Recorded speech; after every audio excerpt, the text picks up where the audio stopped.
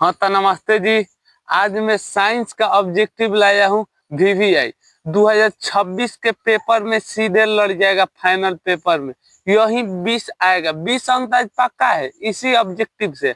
अब 20 और बाकी है तो मैं 20 अगला वीडियो बना दूंगा। तो मोस्ट VVI ऑब्जेक्टिव है, आप अवश्य देखिए। अब मैं आपको 100% गारंटी दे सकता हूँ कि यही सीधे पेपर में आएगा। यहाँ से आपका 10 से 15 नंबर पक्का हो जाएगा। तो आप भाई साहब क्वेश्चन को रट मारिए। किताब के निचोड़, किताब में क्वेश्चन समझते हैं, मतलब किताबें से ही बिहार बोर्ड में पूछता है। तो आप लोग इस क्वेश्चन को मत छोड़िएगा। तो चलिए आइए हम लोग करते हैं वीडियो को स्टार्ट।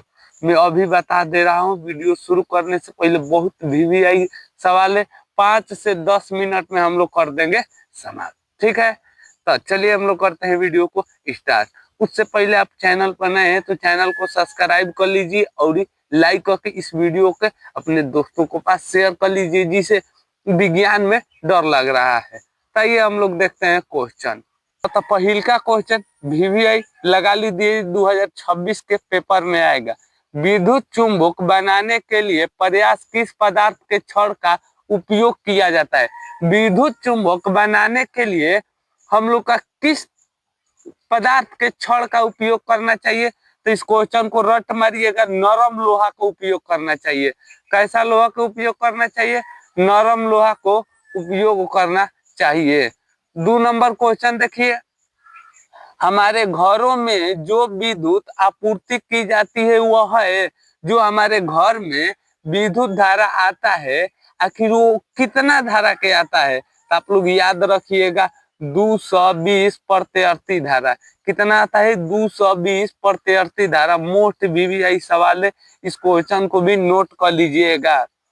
3 नंबर क्वेश्चन देख लिए, 3 नंबर 2026 के पेपर के लिए VVI लगा लीजिए।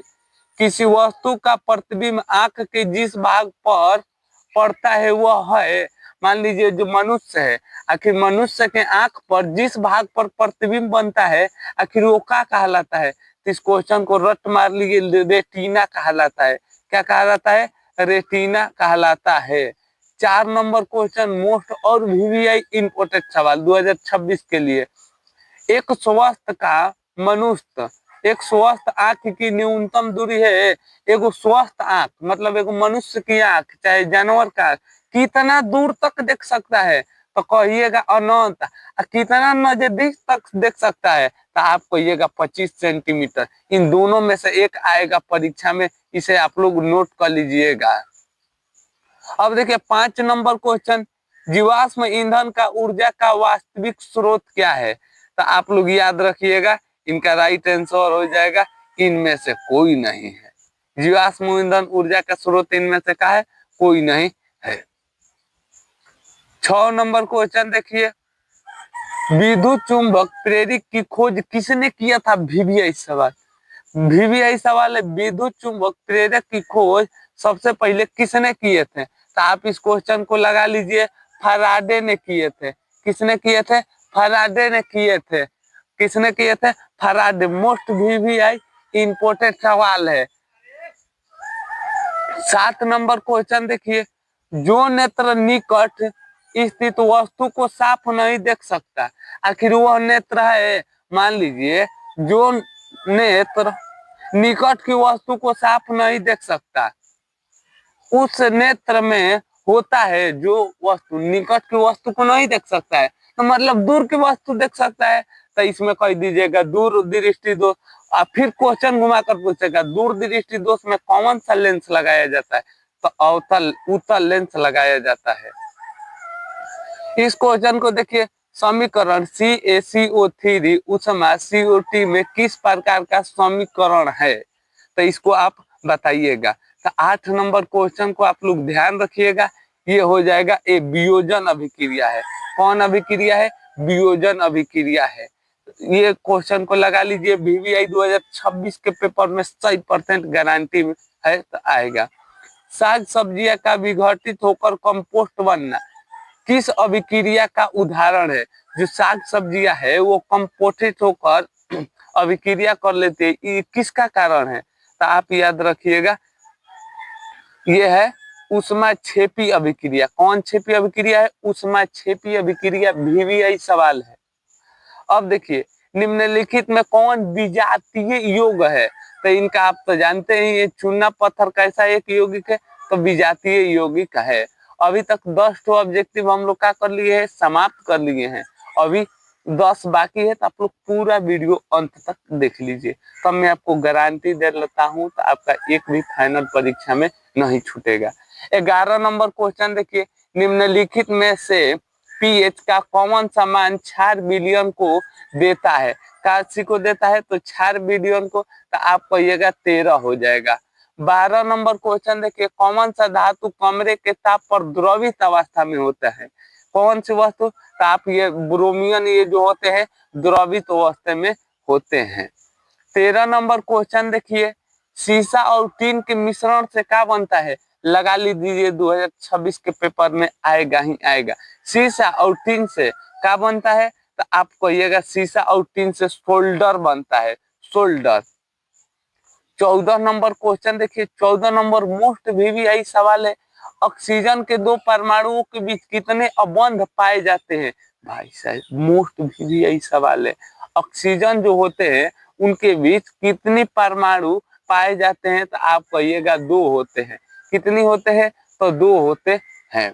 15 नंबर क्वेश्चन देखिए, निम्न में से किस आप उपभोक्ता के श्रेणी में रखते हैं? उपभोक्ता के श्रेणी में, तो एक आसान क्वेश्चन है, जंगली जानवरों को किस में रखना चाहते हैं? तो जंगली जानवरों में। अभी तक 15 ऑब्जेक्टिव समाप्त हुआ है, अभी 5 ऑब्जेक्टिव बाकी है। आइए हम लोग 5 16 नंबर क्वेश्चन की ओर बढ़ते हैं। 16 नंबर क्वेश्चन लगा लीजिए, VVI 2026 के पेपर में आएगा, कवक में पोषण की कमी से कौन विधि होती है? तो 16 के आप राइट आंसर कहिएगा मृतजीवी होती है। कौन जीवी होती है? मृतजीवी होती है। मुकुलन द्वारा प्रजनन किस में होता है? तो आप कहिएगा मुकुलन द्वारा प्रजनन ईस्ट में होता है। मोस्ट VVI सवाल है, इसे भी लगा लीजिए, पेपर में आएगा ही आएगा 2026 के। मानव में डाइलिशियम थैली होता है, ये जो मानव हमारे शरीर में है इसमें डाइलिशियम आखिर क्यों लगाया जाता है? तो आप इनका याद रखिएगा, 18 के हो जाएगा नेफ्रॉन के लिए। किसके लिए? नेफ्रॉन के लिए। 19 नंबर क्वेश्चन देखिए, पुष्प पौधा में लैंगिक जनन किसके द्वारा होता है? तो ये VVI सवाल है, इसे आप लोग याद रखिएगा, ये हो जाएगा फूल पौधों द्वारा। किसके द्वारा होता है? फूल पौधों द्वारा। लेकिन मैं आपको इस क्वेश्चन को 100% गारंटी देकर दे सकता हूं कि ये पेपर में आएगा। निम्नलिखित में से कौन एक जैविक प्रक्रम द्वारा अपघटित पद है? तो आप लोग इनका याद रखिएगा, राइट आंसर हो जाएगा सूखे घास पत्तियां। क्या हो जाएगा? सूखे घास पत्तियां। तो फाइनली आकर हम लोग का 20 ऑब्जेक्टिव का हुआ, समाप्त हुआ। तो आप कमेंट में हमें बताइएगा आपका कितना 20 में मार्क्स आया।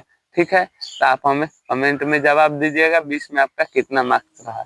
तो चलिए फिर मिलेंगे एक नई वीडियो के साथ। तब तक ले अभी चैनल सब्सक्राइब नहीं किए तो अभी भी कर लीजिए, आपके पास मौका है। तो मिलेंगे नई वीडियो के साथ। जय हिंद दोस्तों, वंदे मातरम।